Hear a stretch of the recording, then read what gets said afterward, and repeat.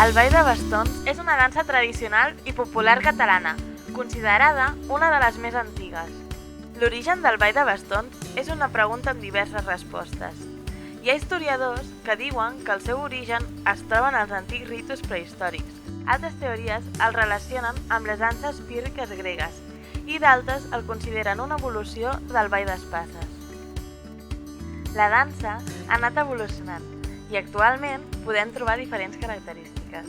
Típicament, les danses estan formades per grups de 8 dansaires, on fan picar els bastons al ritme de la música.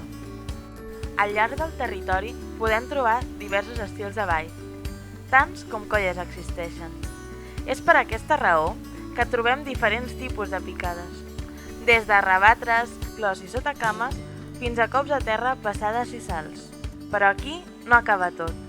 El so no només es composa pels cops de bastons, sinó que l'acompanya el dringar dels picarols i els instruments. Per últim, i potser el més visual de tot, el vestuari.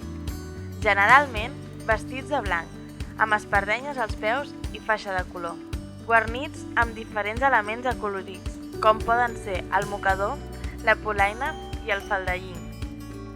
I no podem oblidar que no sols és una dansa.